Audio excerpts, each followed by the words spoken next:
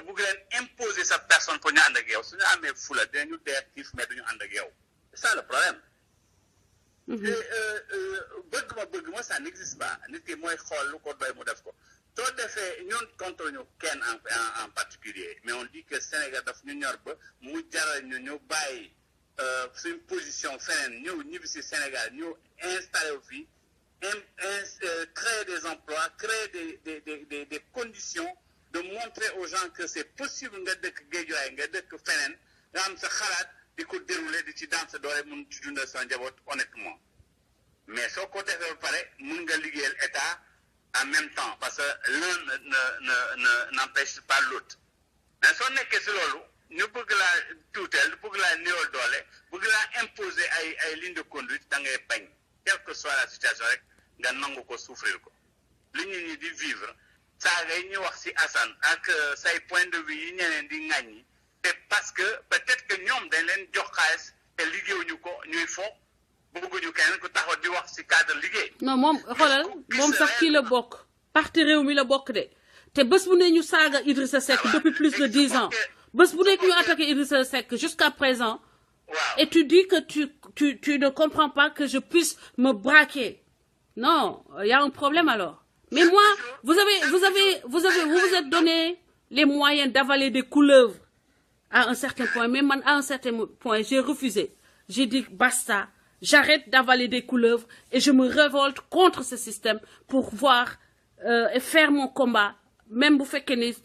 dans les cousses en face d'un géant. Je vais continuer quand même jusqu'à ce que des pouces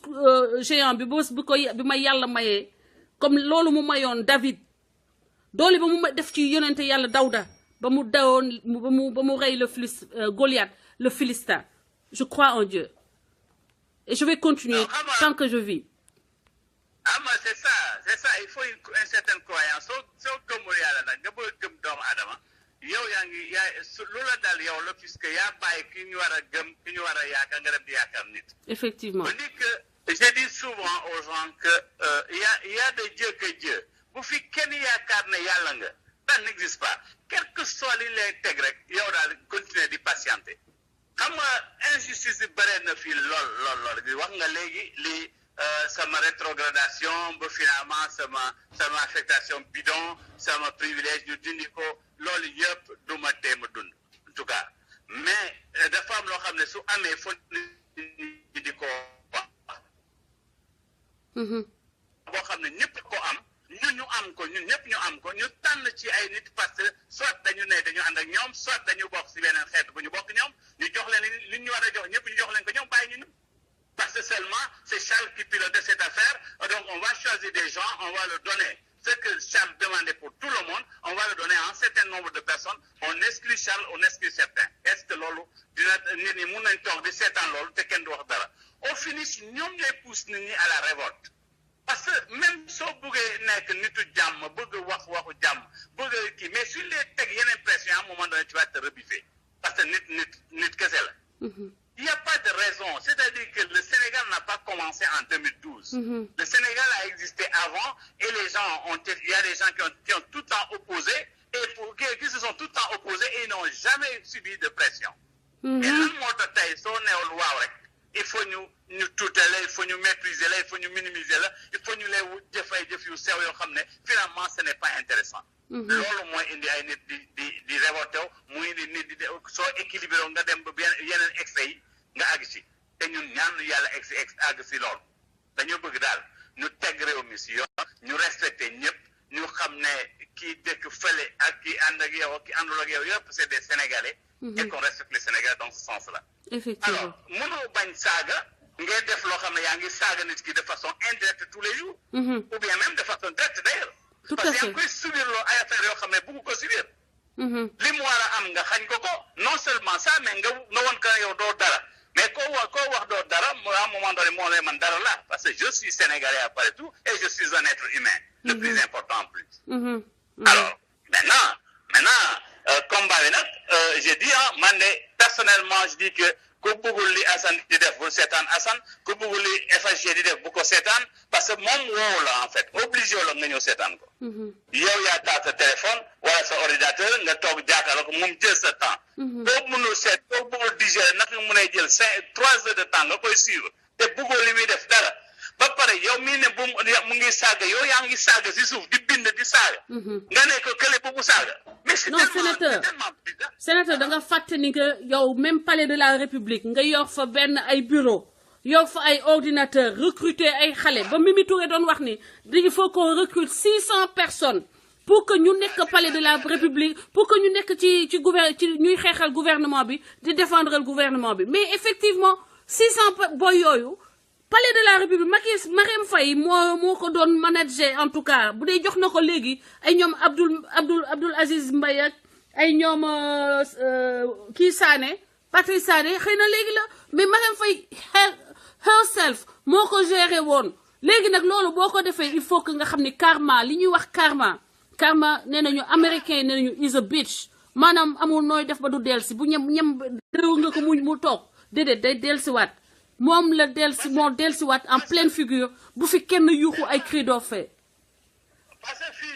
fii nii koo fi toroxal rek xamoon na mu juddoo. merci tôt ou tard dina dellu sa kaw rek. parce que soo jëlee à Charles Beni xamoo Charles Beni fu mu jógee mu ñafe boppam di def lépp ba tey naan kii tey ma toroxal ko yow da nga xam nañ lañ ma bootee man xamoo fu ma juddoo man tooñu ma la waxuma la. moo yow sénateur loolu la sénégalais mën a def nag te ay kàcc la ku mel ni Bicenti lay wax parce que attaqué gu ma ko frontalement de attaqué gu ma dama lay jox avertissement je ne t'ai pas encore xoolal defuma la sax 1/100 de ce que je peux faire avec toi Bicenti man dama jot say information yëpp ña nga doon collaborer te nag ma lay sutural ba léegi parce que man toujours damay ormal doomu aadama gis naa la nga naan danga may menacer man que di nga ma tooxal biir Facebook sa yaay jugul lu mun a toogaxal sama doomu Thérèse man ki ma jur sa yaay jugul lu ko mun a toogaxal te xajuma ci yow bu wallaay la azim xajuma ci yow bu ma tax a jóg ci yow parce que su ma jógee ci yow biir Facebook matin midi soir gis nga ni may liggéeyalee Assane ni matin midi soir noonu laa lay jógalee matin midi soir Facebook te chaque jour ma génne lu bees yow da ngay sàkk pour attaquer mais man dama am une équipe derrière te xoolal yi ma la xamal su ma ko génnee Sénégal bala da ngay dellu Guinée Bissau ba nga jógee wala nag nga toog foofu noonu ak sa passeport réfugié ba nga fa nekkee loolu rek laa lay wax nag parce que bëgguma sax diw indi ay waxu nit ci sama live mais gis naa say menaces parce que man lu ñu def Facebook gis naa ko lu ñu bind ci man Facebook gis naa ko parce que su ma demul di xool sax dañ ma koy defal screenshot man j'ai des gens yow amoo nit amoo gannaaw man dama am gannaaw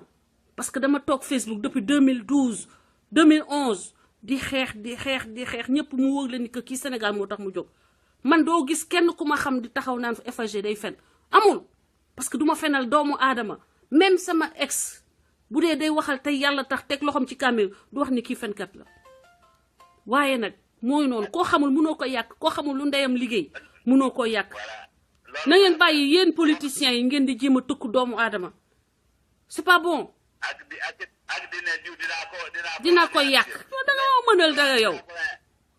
man yàlla rek laa gëm boole ci nag sama liggéeyu ndey ak man samay jëf sama liggéeyu ndey yàlla ak samay jëf ñoo ma tax a toog fi ma toog nii tey ngeen di wër buzz nag ngeen di wër buzz nga jege ma mënoon la may buzz mais yàkkamti excuse-moi sénateur maa ngi lay jox la parole. dañoo xam ne yàq ko sàqul ko defoo bi muy juddoo il n'a pas demandé ton point de vue laaju la dara ngeen tase rek mooy liggéey ngeen liggéey nga ñëw naan ko dama koy détruire mais gis nga mënoo ci moom ñaar dërëm. effectivement merci Aïcha. damay wax sama opinion par rapport au pays li ma bëggoon pour Sénégal mel ko parce que moo ma jaraloon ma sacrifier tout ce que j'avais à l'étranger ma ñibbi si fii pour Sénégal participer si luy développer Sénégal maintenant dans cette participation su dee dañ ma bëgg a teg esclave man du ma nekk esclave kenn. non du yoon sax kenn du ma noot personnellement ben je le permets à personne. exactement te nag nañu xam. sénateur nañu xam ni que y a des potentiels Assane Diouf et des milliers de Assane Diouf en latence bu yeboo mu leer leen. mais voilà parce que suñu la poussé à ce que nga génne li nga wax li nga xam yëpp nga wax li ngay vivre yëpp di wax leneen loo xam ne bon fekk nga ko parce que quand même quelque part on a vécu ce pays depuis 95 laa nekk Sénégal ñëpp si Sénégal définitivement di fi liggéey di fi def lu bëre bokk si dem ba bokk si système politique bi dugg ci carrément mais man du ma wax si nit.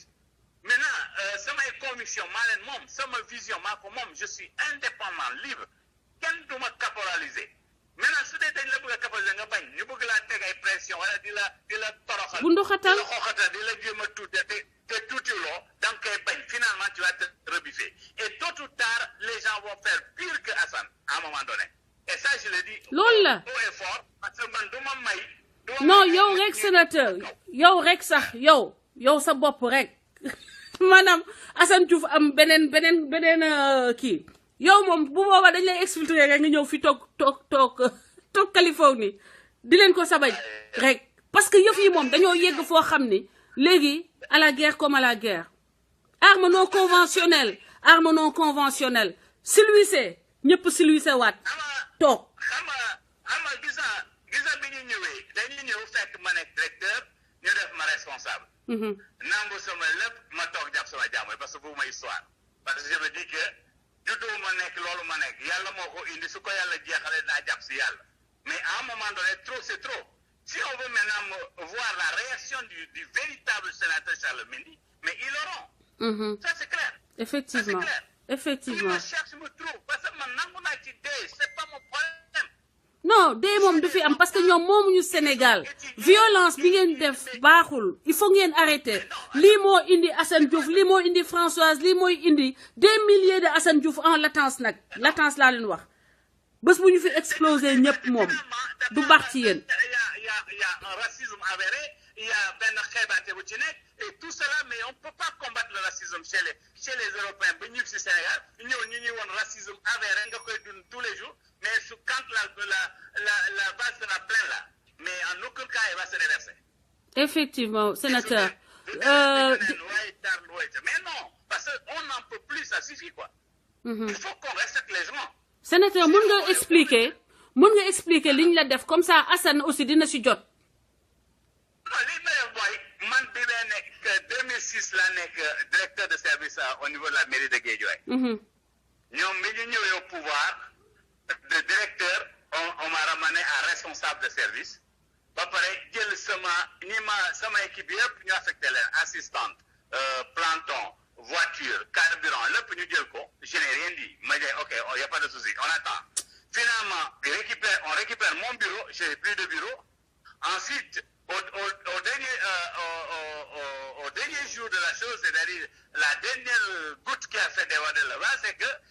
on m'élimine carrément on suspend carrément quoi mon contrat au niveau de la mairie bu am CDI nga naan ko tu es mis à la disposition tu passes de directeur à planton quelque part quoi dans un service moi je n'y vais pas. Et maintenant lan la ñu justifier rétrogradation yooyu ak le retrait des avantages. C'est tout ànduma ak ñoom loolu rek la y a rien d'autre parce que quand tu dis à quelqu'un viens travailler il faut lui donner une chaise ou bien un tabouret quelque part où il va s'asseoir. Quand tu donnes pas de tabouret à quelqu'un comment il peut venir travailler? C'est pas juste. Il veut venir s'asseoir où? Voilà. Alors on me donne ni tabouret ni banc ni chaise moi je reste chez moi. OK. Voilà la situation. En tout cas sénateur Sénégal yëpp dégg nañ ko. La deuxième chose est que depuis 2012 moi je suis le porte-parole de l'association des anciens sénateurs. On a eu des trucs des revendications que nous avions. Quelques affaires yoo xam ne c'était pas normal. ñu revendiquer ko ñu ko jox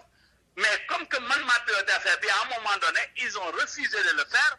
Et aux dernières nouvelles, on appelle certaines personnes du groupe. Ñu defal leen loolu may laaj depuis longtemps ñu jox leen ko parce que ñoom dañu rejoindre le parti. Oh my God. loolu nag laa wax ne à un moment donné su yàggee on va tout dire on va tout dire. Mais il faut dire, qu'est-ce qu'ils ont fait pour ces personnes-là? Dañoo jël ci seen groupe am ñu seppi jox leen ay avantages lan lañ leen defal? D'ailleurs ñu seppi jox leen par exemple c'est pas le minimum rek lu gën a tuuti jox leen passeport diplomatique boo xam ne c'est un droit pour tout le monde on l'a donné à ces gens-là.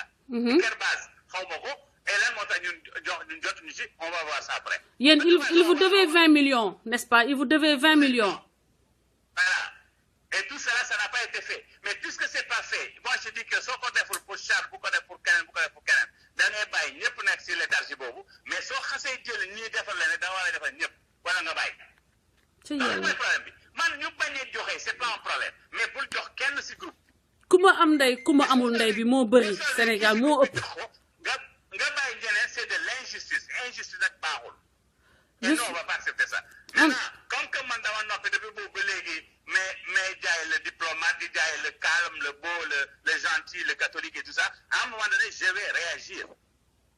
Non lii dafa ëpp c'est quand même trop. Trop c'est trop. En tout cas je te dis du courage parce que yow da nga bàyyi bitim réew ba nga nekkoon am fa teraanga jël sa xaalis say économie investir ubbi ay école dans la banlieue di dimbale nag beaucoup d'enfants de la banlieue qui n'étaient pas capables d'être scolarisés correctement par leurs parents même des enfants en situation de handicap loolu état bi jàppalewu la ci waaye dafa delsi di gow say tànk parce que yow avantage yi nga xam ne amoon nga ko te nga gagné ko yow par ton mérite avantage yooyu sax dañ koo jël fokkati ko sa loxo parce que nangu woo dem rejoindre Aliou Sall à Guédiawaye Guédiawaye mel ni que Aliou Sall dafa moom Guédiawaye moom waa Guédiawaye te ma xam Guédiawaye nag au-delà de Assane Diouf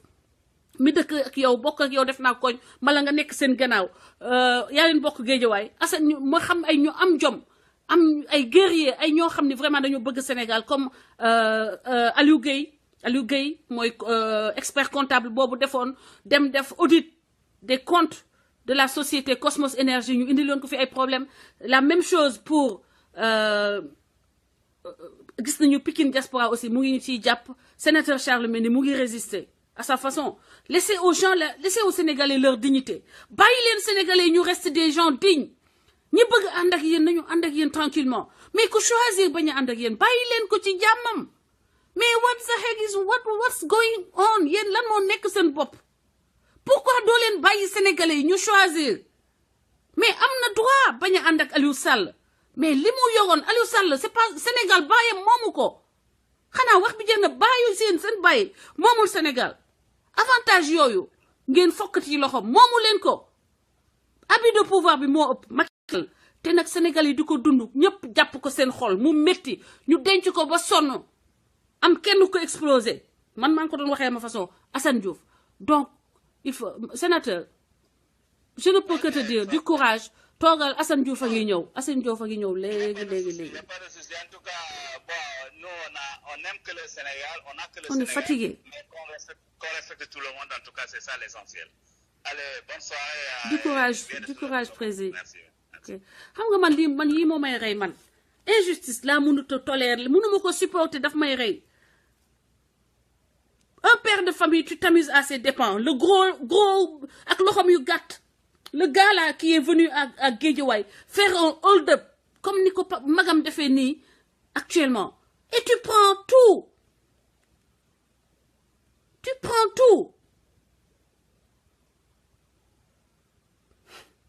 message yi may jot moom su ma ko toppee damay nekk fi di reetaan di wax ay reetaanu dof di leen fàttali ni dem leen ci site web yi nga xam ne ñoom ñoo continuer nekk dans le combat je vous dis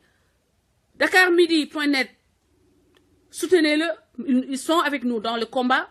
Baol Média ils sont avec nous c'est-à-dire que du ñoom dañuy kii mais dañuy jox suñu droit à la liberté d'expression ñu bàyyi ñu bu ñu poster suñuy affaire foofu mais c'est simple Seneweb wala yeneen ak leeral wala ay Sénégo ñoom dañoo choisir na fii kuy wax Macky Sall lu baaxul doo fi am place te xooluñu ni que loolu ñuy wax ay yoo xam ne la sénégalais yëpp lay métti sénégalais yëpp lay gaañ donc ñi nga xam ne ils osent le faire il faut que vous les souteniez Maguette maa ngi lay woo yow jëloo mais donc damay avancer ci liste bi woo donc Cheikh Alioune mooy prochain sur la liste après Arouna Sakho Cheikh Alioune maa ngi lay woo waaw lu tax mënuma la woo ok damay couper mënuma fexe ba jot la Maguette su ma paree dinaa dellusiwaat ci yow mais certainement su ma dugalee kii ba pare non li may métti Sénégal moo bëri da ngay gis nii nag man lii laa dund ay injustice ñu fokkati say bourse doo ci mën dara ñu teg la loo xam ne xoolal da ngay nekk di ko muñ ba un moment tu te dis ok il faut me trouver une solution pour vivre avec ma santé mentale il faut que je sois en bonne santé mentale waaye man lan moo tax mënuma woo kii ok xaaral ma dem ci beneen appareil bi ok mon Dieu la vie là est dure léegi dama leen tegal un peu de musique parce que je dois régler un problème technique musique boo xam ne nag dafa tombé jamono yi ma nekk Médina dëkk Médina musique boo xam ne ça m'a beaucoup fait rire quand j'étais jeune quand j'étais au Sénégal ñi nekk sama génération xam na dañ ko xàmmee ça participe de la diversité du Sénégal cet artiste là gisatuñu ko damay jàppale ndongolo damay jàppale ndongolo kii Assane Diouf plutôt ci promouvoir ñi nga xam ne les artistes oubliés waaw lu tax mu faible ouais, parce que je suis li may éviter lii mënuma ko régler bon c'est pas facile sama téléphone bi dafa planté wu certainement ok voilà j'ai trouvé la solution Maguette woo naa la ba sonn jotuma la léegi maa ngi woo beneen auditeur mu gis nga nee nañ ma mënuma la woo xaar ma jël sama Samsung bi affaire yi nag moom sawaay da ngeen may jéggal parce que da ngay nekk maanaam lépp yaa koy def benn nit mooy def lépp so il faut que ma call Cheikh Alioune yow lay seet woo la Cheikh Alioune mun nga woote parce que léegi dama fay kii bi dama fay messenger bi dama ko fay ci sama téléphone bi donc dootul couper sama live dama génnee messenger sama téléphone bi bay defee live voilà donc j'appelle Cheikh Alioune hello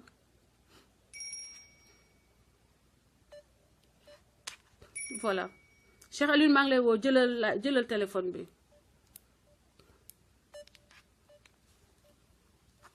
man awma liggéey sama jëkkër nee na naa toggal ko dégg nga duura dem yow xam nga ne duura du tuwu nit ku baax kenn du ko tuddee duura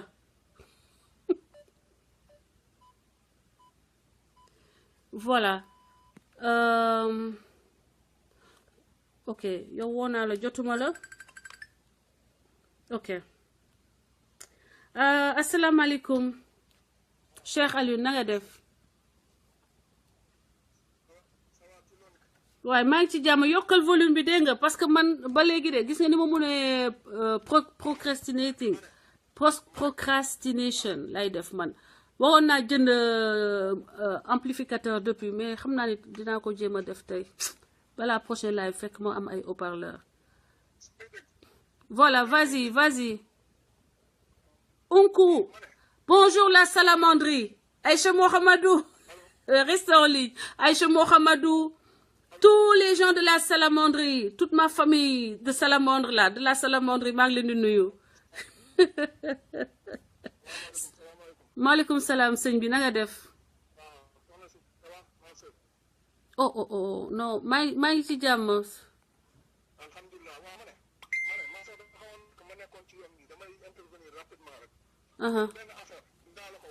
waaw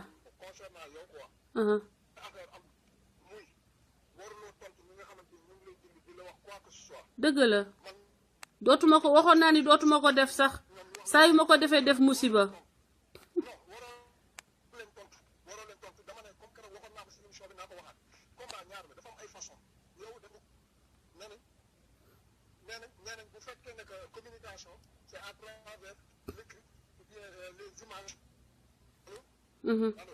waaw maa ngi lay déglu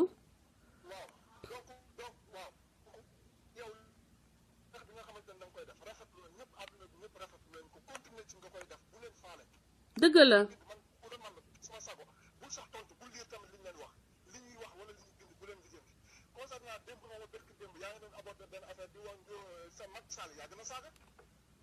aha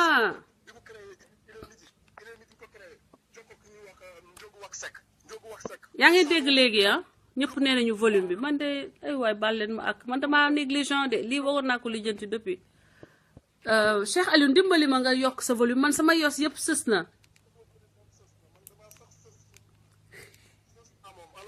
waaw ok waaw baax na waaw waxal rek non bàyyil ma woo la ci iPhone bi mooy tane parce que bii dafa mel dafa faible bàyyi ma woo la ci iPhone bi ok Cheikh Aliou I call back waaw gis nga bon dañuy am tuuti patience chers amis di leen wax ni que c'est pas évident les moyens sont assez pour l'instant sont ce qu'ils sont et soyons heureux que ñu am moyens yi nga xam ni moom la ñu am tey parce que quand même ñoo ngi permettre nañu ñu mën a déglu l'essentiel des participants di ñu permettre par exemple aussi keroog ba ñu wooyee Assane Diouf mu mun a intervenir Cheikh Aliou xëy na man sama kii bi moo faible mais dinaa dellusi léegi woo la dinaa dellusi léegi woowaat la ci iPad bi dama la woo ci benn Samsung mais tablette la xëy na loolu moo tax affaire bi faible voilà donc mbokk yi soo gisee donc live bi tey dama bëgg a jox leen la parole yéen lay jox la parole dama introduire jox leen la parole mais dafa am ñu muy dugal avant ma dugal Alioune kii Assane su Assane pare am ñeneen ñu ma dugal n'est-ce pas en attendant ñu dem ñu tase ci Doméram TV bu ci kanamee ci show bi nga xam ni Assane mu ngi koy def chaque mu ngi koy def chaque jour pour le Sénégal di xeexal Sénégal loo xam ne vraiment amul kenn ku ko mën a fay n'en déplaise nag au sage au saint parce que dañoo daal di am ñoo xam ni Sénégal tey dafa am ñoo xam ni tey d'accord mon frère dafa am ñoo xam ni Sénégal léegi ay malaaka lañu ci saasi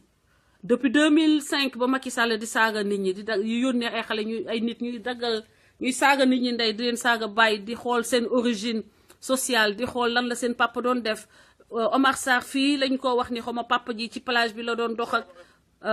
maanaam ci ay conditions yu indigne yu laal dignité humaine kenn waxul léegi nag qu'on attaque Macky Sall malaaka yi Sénégal yépp ñëw taxaw léegi nag da ngeen di noppi da ngeen fexe ba noppi nag bu leen bouger métal ngeen bàyyi ko mu xeexam Cheikh Aliou voilà donc là on t'entend je pense tu as la parole mon frère rapidement ma sœur waaw rapidement c'est parce que fa fekk xawoon fekk ma nekk ci yoon ma ne man li nga xamante ne moom laay wax moo toujours yow ñi nga xamante ne dañ lay bind di la wax quoi que ce soit ñooñu bu doon sama sago doo leen tontu ñooñu waroo leen tontu parce que ay nit yu tekkul dara lañ bëgg a tekki si sa kaw yow man dama ne la sa combat bi nga xam moom ngay mëne combat la boo xamante ne noble dama ne la xeex dafa am ay façon xeex dafa am ay façon yow xeex bi nga koy def parce que keroog tam maa ngi lay dégg nga ne yow da ngay arrêté nga bàyyi Assane non bul bàyyi Assane yow am na ñoo xam yow la ñuy déglu non Assane xam nga non attends ma sœur dafa am ñoo xamante ni yow xam nga bu baax li ma la wax dafa am ñoo xamante ni yow la ñuy déglu yow dañu laa bëgg di la déglu combat yi bokkul yow war nga mën a def sa combat Assane def combat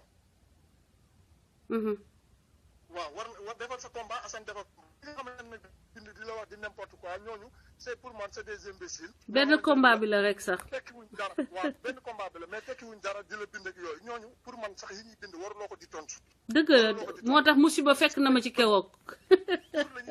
tur la ñuy bëgg si sa kaw je te jure ku mel ne Amina Poté bënn jaaroom boobu bënn féppam def ci jaaro naan day tontu ay Assane kooku dafa bëgg tur dafa perte moo taxit dootu ko defati de dootu ko defati jaruñu tontu ma lay wax tam benn affaire Souleymane Jules Diop moom pour exemple Sénégal yàgg nañoo gis ñoo xamante ne duñu ay exemple teewuñu ko Macky Sall pour premier exemple yàgg na fi taxaw saaga le président de l'Assemblée nationale taxaw na fi jël xeer bi sànni ñu ëlbatiku nommé ko président de l'Assemblée nationale sénégalais fan lañu nekkoon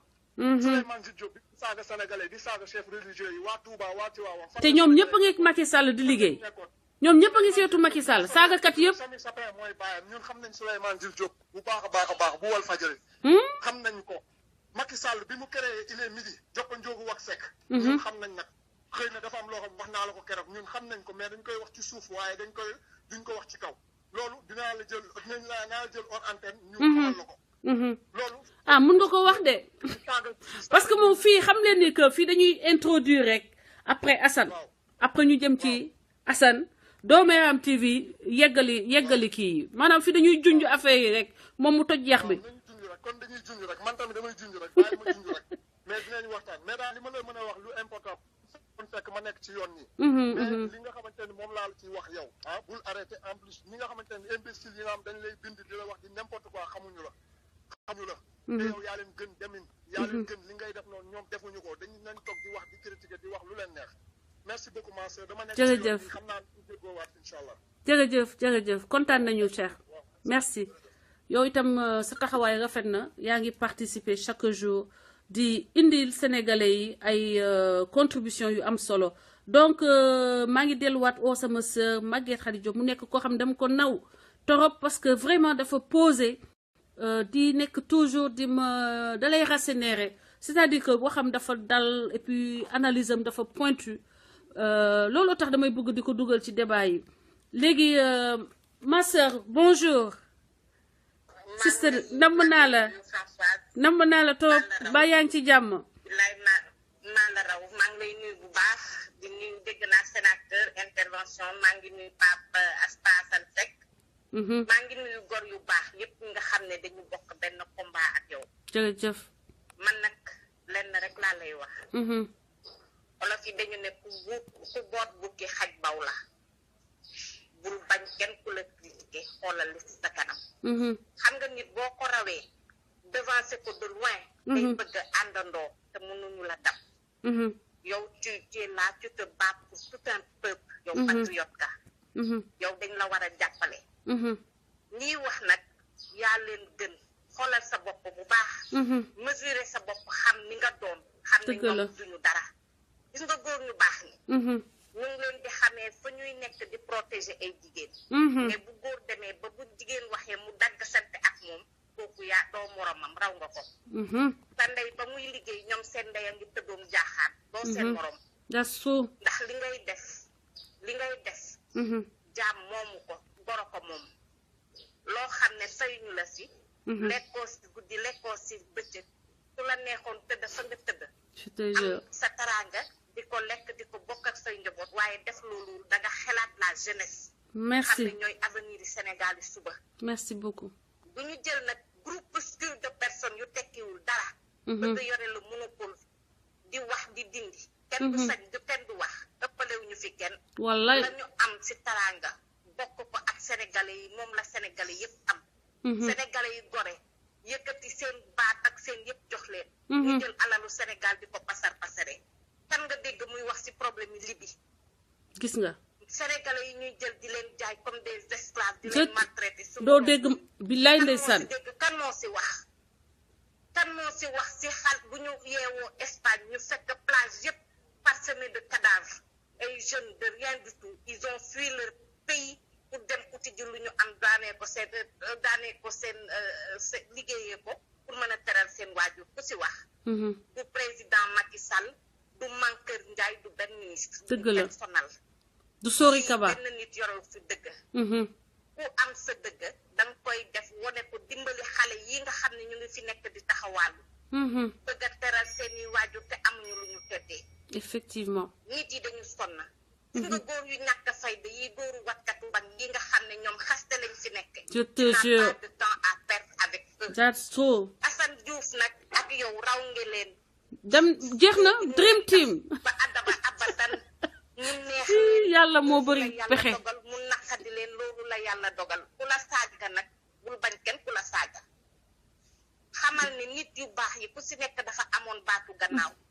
waaye il n'y a qu'une seule vérité et c'est celle de Dieu. yàllaa lay teel boppam mooy teel boppam dëgg bu wéppee ngay wax. ndax Assane Diouf a ngi wax te la muy wax ñun ñii ñëpp la ko waxal ndax suñu njaboot ñoo fi ne. ba doon di jariñoo mais jariñoo ñu jël ay nit jël yëkkat yëpp jox leen jël suñu suuf si di ko pasare te teguñu ko fen. je te jure. nit yi nag fii booy wax dëgg dangay bari ay noon. xamal ne boo amul woon ay noon kenn du la seetaan. tout à fait effectivement tu n'appelles personne woowuloo kenn danga toog fa nga toog di def sa combat ku ñëw baax na ku ñëwul baax na ndax man fa ma toog di xool damay gis ay nit yoo xam ne waa foofu lañu maroon bay dañuy ñëw yur ndu dem ba xam ne la ngay def amal na leen importance. effectivement suñu bàyyi woon xel si yow kon du taxaw di la xool. dëgg la donc ce n'est même pas la peine da ngay def sa live di perdre ce temps pour des ignobles yoo xam ne tekkiwuñu dara. dëgg nga wax sister. da leen di may importance yoo xam ne amuñu ko doo seen morom doo seen maas doo seen mappandoo. je te jure doom yaa ngi rawante sa ndey yi. that's so true. sa ndey liggéey lii. merci beaucoup. kenn mu si dara. merci dañuy wax bàyyi. te sax man Françoise. gis nga man ma wax la. billahi wallahi tallahi barke Cheikhul Khadim mi ma yaakaar man du ma ne nit yàlla ngi lay nuyu te gisuma ko. ndax bu ma gisoon yàlla wax ko sama soxla balaa ma koy wax soxla keneen. dëgg la mais dama gis yow dëggu gis yow franchise te man loolu laa doon wër man ku dëggu laa bëgg. ku franche laa bëgg une battante loolu laa doon wër ba ñëw gis ko si yow. merci sister. ma ànd ak yow si sa combat bi foo taxaw ma taxaw fa ku la bëgg ma bëgg la ku la bañ def naa ko ennemi kooku dama koy wax àddina yëpp di ko dégg. merci man sister. aw ma lu may tiit man aw ma c'est lu may réciproque. ragal man yàlla laa ragal ak yonent bi ak Serigne Touba mi ma yaakaar ñepp bu dugg mindeef buy dund. merci Je merci. suis très franche, je dis exactement ce que je ressens. I know. Je suis pas hypocrite. Man- Et je man- n'aime pas les hypocrites. sister. Avant celle, sa ndey liggéey na te mënuñu si dara. merci beaucoup. Mënuñu si dara. merci. Dañuy coow bàyyi. yàlla na la yàlla fay sa xol yàlla na la yàlla fay sa xol. dina la aar dina la amin nàkk fi yàq eggul te mënuñu si dara. amin Yàgg amin Assane Diouf dañuy xool rek bàyyi. ba maa la wax Inch'Allah, si lii kattanu yàlla. merci beaucoup Donc, sister. daal moi, je t'encourage. Et ce que je te demande solennellement, ne fais même plus mention de ces minables-là. non duma ko sax def Fati parce que sama benn grand sax daf may bind toujours di ko wax. Ils n'ont qu'à faire comme toi. je te mais vraiment c'est tellement facile. Nañ def comme yow ni nga def. te Facebook kenn du fay. Yow da nga toog fa nga toog nit ñi ñëw di la apprécier parce que tu es une personne véridique. Gis nga Sénégal kenn moomul kenn ku fi doon noonu wax loo xam ne du dëgg kenn du la faale. maa la wax lii Sall ngi nii. je te mu jure. yore taranga bu deex du xaaj waaye am na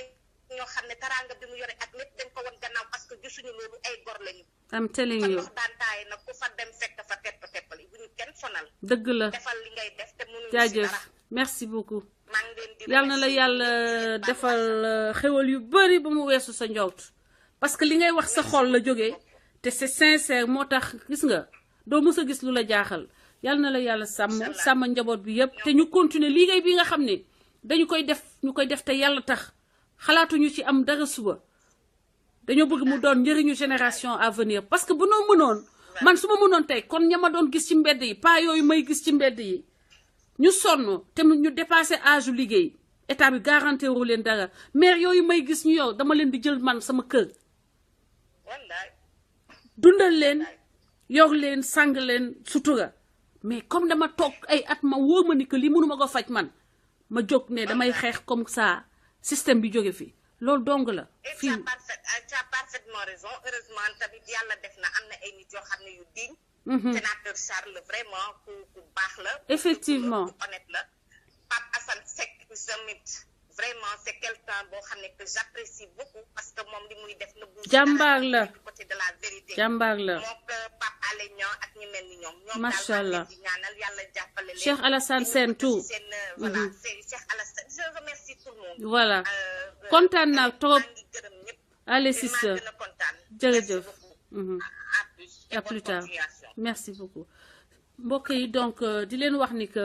kooku suñu benn sœur la patriote koo xam ne jigéen ñi nee naa la boo leen moytul révolution bi dina jaar ci loxo jigéen ñi lay jaar parce que bari na jigéen ñu conscient ñoo xam ne maa ngi wax ak ñoom inbox ñu gëm ni que Sénégal bi dañ ko war a soppi parce que du sotti même ñoom Macky Sall ñi sàcc ay millions Moustapha Niasse lan moo tax mu continuer nekk ci système bi lu tax mu continuer si Ousmane Tanor Dieng lan moo tax mu continuer nekk ci système bi parce que xaalis ba ñuy am moo lewul duñ ko dugal fenn ba mu jébbi du jébbi xam nga lu ñuy wax jébbi c'est-à-dire que xaalis boobu dañ koy consommer directement douche lay dem lañ koy lekk comme lu ñuy dugal ci douche rek force nga flush nga def ko kii mu dem ci mu dugg ci rigole yi dem ci àll bi loolu mooy problème bi léegi dama bëgg espace bi muy nekk espace bu convivial donc il faut may nuyu samay sœur ñu mel ni ay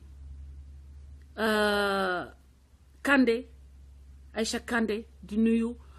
Ndella Dieng moo fi waxoon ni que dañoo toll ci jamono joo xam ni góor yi léegi ñooy ràcc xam ngeen ni ñuy mooñee ñooy ràcc léegi yow seeni leket di mooñ cere Facebook bi góor yi ñooy toog ràcc di mooñ cere nag uuf seen leket comme jigéen di mooñ cere waaye loolu boo leen ko dëkk bee métti moo tax loolu am bu ñu xeexee ba combat bi kii góor yi dinañu dellu nekkaat jàmbaar ba ñu nekkoon kenn du leen pousser ñu jaay seen ngor pour que ñu mën a tekki parce que nekk góor dafa métti aussi parce que da ngay yor njaboot da ngay yor soxna bëgg nga am si soxna sa soxna fu mu génn ñu ne jabaru diw la bëgg nga sa soxna fu mu génn dawal oto surtout que loolu standard yooyu lañu teg léegi politiciens yi teg ko parce que dañuy sàcc alalu réew mi dem jënd ay 8-8 doomu Macky Sall fan la war a jëlee xaalis fan la baayam jëlee xaalis hérité wul ba nga xam ne oto ay 3 mois 4 mois 5 mois 6 mois la koy dawal oto yu jar ay centaines de millions ñu bu dawalee bi 3 mois 4 mois ne neexatu ko jaayal leen mu ko jëndaat beneen bu bees lu mu liggéey lan la liggéey yenn yi ngeen foog ni dëgg la doomu baadoo la bay ñafe di rey boppam mu ngi buuxante ci saalu université Thiès yi wala yu Dakar yi wala yu Bambey professeur sax mënuñu ko am yu doy université yi dañoo nekk ci pénurie professeur waaye doomu Macky Sall moom mu ngi Amérique avec ses gardes-corps à vos frais yéen ngeen di ko fay yéen ak man ñu koy fay moo tax yooyu su ma gisee sénégalais yi démissionné mënuñu ko nangu dañuy continuer xeex parce que bëgg nañu doomu Macky Sall nekk fa mu nekk mais bëgg nañu nag doomu Modou Khoule doomu Ndew ak Mbissane ba jógee fin fond wu village mu mun am ci loolu sans que mu tëyal kenn sac sans que mu fompal kenn dàllam sans que mu fenal kenn te loolu mooy dignité nee woon naa leen fii y a quelques mois que yaa ngeen di jàngal suñuy doom loo xam ni musiba la man dafa mel ni damaa am sax vision ay prophétie ba ma ko waxee yàggul phénomène Assane Diouf ngeen gis ko léegi lu mu leen di jaaxal ba ngeen di ma saaga ma naan leen lii vous êtes en train de cultiver dans ces jeunes là le manque de dignité la médiocrité la mesquinerie ngeen di fay nit pour que mu mesquin ngeen di fay xale boo xam ni moment boobu dafa war a nekk moment boobu lañ koy dugal fii muy dem armée pour jàng patriotisme jàng respect de la personne humaine jàng respect de la nation am le sens de la nation dañ leen yóbbu armée entraîner leen yéen ngeen di jàngal xale yi fenn ak njuuj njaaj ak tappale ak naafek dugal leen palais boobu di leen jox ay carte weer bu ne ngeen viré leen xaalis seeni carte ngeen foog ni di ngeen toog def ko ba jóge ci nguur gi yàlla du leen indil lu leen di toroxal léegi Macky Sall est le président le plus humilié au monde de toute l'histoire du monde histoire au monde bi amul benn président bu ñu humilié autant que Macky Sall il faut se poser la question pourquoi il faut se poser les bonnes questions vous n'êtes pas lucide parce que vous faites des choses vous faites tout le temps le contraire de ce que vous devriez faire vous faites tout le temps le contraire de ce que vous devriez faire gars yi bëgg ma woo leen da ngeen di kii donc tey live bi ci ngeen joxe seen xalaat ci Yelli Fall moo nekk ci liste bi damay woo Yelli Fall après ma woo Arona Sakho après ma woo Xali Ndoy képp ku bëgg a woote da ngay yónnee message parce que su ma yónnul message du ma mën a nekk di dem di jeex sa tur loolu mooy problème bi di nuyu donc toutes nos sœurs du pencum askan wi la télé du peuple di nuyu nos frères chéri Bamba Moussa Koïta et madame man maa ngi leen di nuyu bu baax di leen bëggee di leen jaale donc dëj bu métti boobu ngeen jógee Moussa yàlla na sa xam yàgg seen loxo te yàlla xaare ko aljana bu kawe n'est-ce pas di leen wax yéen ñi nga xam ne yéen ñëpp yaa ngeen ci live bi yéen ñi nekk ci live bi yëpp maa ngi leen di bëggee kontaan naa ci yéen fonk leen moo tax ma toog fii di leen wax ni lu ma fi wax te neexu leen comme ni ma ko sama sœur bi defee nii léegi wax leen ma ko ma jubanti wala sama beneen frère boo xam ne toujours mu ngi may ko ci page FHJ TV di leen wax ni dem leen like Dooméram TV International ci Facebook subscribe parce que dafa am solo ci xeex bi dem leen souscrire maanaam ngeen cliquer que page boobu da ngeen ko bëgg a suivre def leen ko dugg leen YouTube ngeen cliquer ci page boobu ngeen souscrire bu ko defee saa yu Assane tiimu Assane dugalee vidéo rek au delà yéen fii nii da ngeen di am benn bibliothèque boo xam ne fa ngeen di dem loo leen bëgg a lire ci Assane ngeen jot ko sur la même place mooy page u Assane bi nekk YouTube Dooméram TV International. léegi beneen affaire bi ngeen war a like mooy Dooméram TV page bi nekk ñu créer Facebook ngeen dem ngeen like ko ngeen demander seen xarit ñu like ko parce que xeex intelligence lañ koy xeexee gis ngeen mus naa man est-ce que mus naa sonn ci sama page non parce que xamu gisuma woon mu nekk luy njëriñ askan wi waaye li Assane di def dama ci mun naa ci nekk xoolal démb maa ngi tëdd ay 1 heure te mun naa ko def nag chaque jour parce que man noonu laa mel su ma nekkee ci liggéey du ma sonn du ma xiif tey ci suba maa ngi ni toog ndekkiwu ma noonu laa mel man moo tax su may liggéey 100% la damay jeex damay maigrir mais parce que damay joxe mais su ma amul lu may man mënuma toog bañ a def dara donc sama énergie dama ko dugal ci loolu te dama leen demandé ngeen jàppale ma dem leen like page Facebook bi dem leen like page YouTube bi ngeen subscribe parce que loolu xeex bi ci la bokk aspect xeex bi la live bi moom jagul sax ma naan leen live bi xam ngeen ni suñu paree ci pencum bi maanaam pencum askan wi ak Dooméram TV maanaam dañoo link Dream Team xam nga lu ñuy wax team Facebook pour le Sénégal donc seen équipe la yéen ñëpp yaa ngi ci biir you are all welcome partager leen vidéo bi continuer leen partager parce que Assane a ngi ñëw te xam ngeen ni Assane bu ñëwee moom daanaka yëppay màbb léppay màbb xorom préparer leen camion xorom yi nag parce que bëgguma mu am pénurie bëgguma Assane soxla xorom gestu du fekk camion am kiyam bi jeex loo xorom bi mu yow jeex donc préparer leen ma yéen ngeen invité seeni xarit yéen ñëpp en attendant ñu dem ci live u Assane Dooméram TV ñu teg Dooméram yi au devant de la scène lañ ñuy def chaque jour ñu def leen ko ba bés bu ñu xamee ni que ñun ñëpp ay sénégalais lañu que ñun ñëpp mérité respect ñu toog nag tabaxaat Sénégal teg ko ci yoon ci anam yi nga xam ne république noonu la war a doxee ñëpp respecté ñëpp président xam ni moom ak kay bale pale bi ñoo yem ci république bi mu bañ a teg boppam ni yàlla parce que du yàlla jox defu ko yàlla benn yàlla moo am Allah la tuddul Macky Sall mon frère Yelli maa ngi jégalu de la li ma la xaw hold di la dugal pour jox la di la jox la parole pour que nga contribuer ci live tey bi. allo François. oui sëñ bi mbaa yaa ngi ci jàmm. maa ngi si jàmm namm la rek xanaa j'espère que boo leen di baax na yéen a ngi may dégg gaa yaa ngi may dégg bu baax. ñëpp a bii moom dafa leer nañu moom dafa leer ñoom je pense que ñëpp a ngi lay dégg. d'accord léegi man damay d'abord di rafetlu intervention grand Charles. dëgg la ko neen après nga jàpp na dëgër donc ñun ñëpp ñi ngi si ginnaaw. te Sénégal gars yi moomuñu ko ñi yaakaar ne dañ fa toog nii moomuñu ko di leen fa dese bëriwul. nañu góorgóorlu gën a xeex pour que ñi nga xam ne dañu tari seen ay droits yu ñu moomoon ñu delloo leen ko donc na gën a jàpp rek dëgg. beneen bi di Pape Kandé suñu xarit boobu il a perdu son père. waaw